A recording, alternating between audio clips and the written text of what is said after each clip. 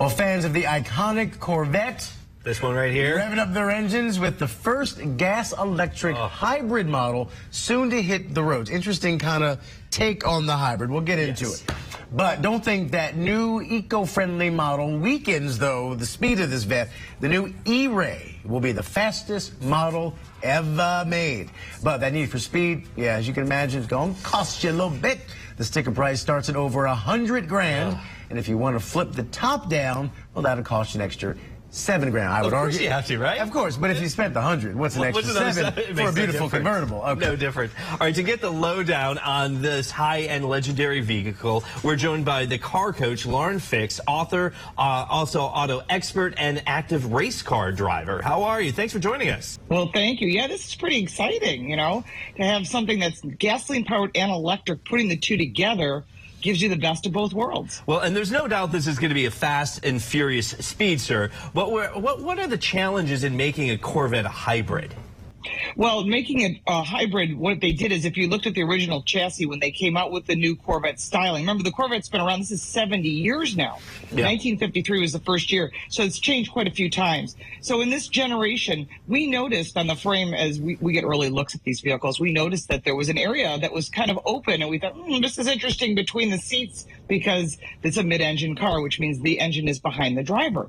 And we all kind of questioned, is this going to be electrified? But now we know that the E-Ray really has the combination, the best of both. You get the electric power, and then you've also got the propulsion of a gasoline-powered motor, so you get the best of both worlds. But you're talking like almost 700 horsepower. It's 655. That's a lot of power for the average person.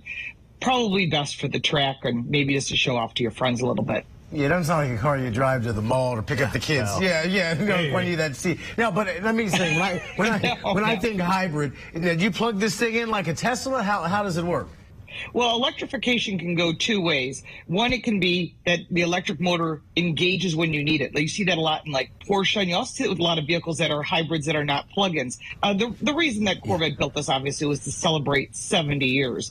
And Corvette's always been about performance and power, and they have a lot of competitors. They claim their main competitors are Porsche 911. So as a Porsche 911 person, and I have owned many a Corvette over the years, you know, it's an arms race, essentially. And it's funny, why everyone's going green in EVs, which gives a lot of power. On the other side, you still have some gasoline-powered vehicles, but if you pair it with electric, you're talking about some serious performance, and this vehicle does perform.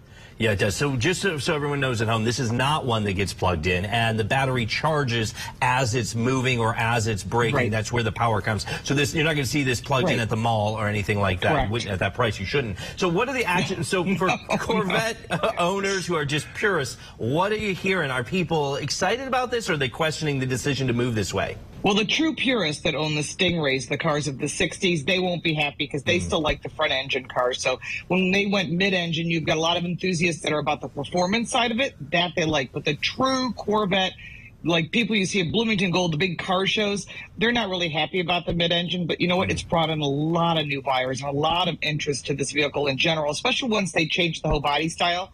This vehicle's, I would say, the best GM vehicle they've ever built. It really, and I don't usually make statements like that, but this vehicle overall was great. You add in that electrification, that put the two together, you got real big performance. And I think you're going to have some new competitors like McLaren even.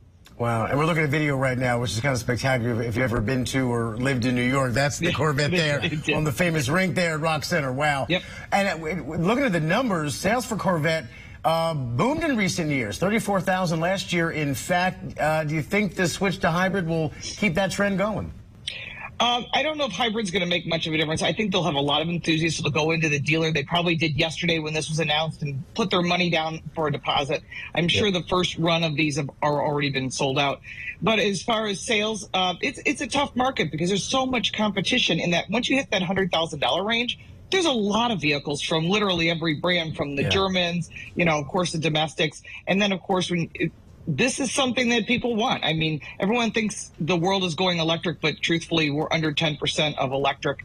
So that power, that hunger for speed is still there. Well, Lauren, when you get yours, I want to come and take a ride for it. Thanks for joining us this morning. We really appreciate it. The car coach, Lauren Fix, thanks for joining us.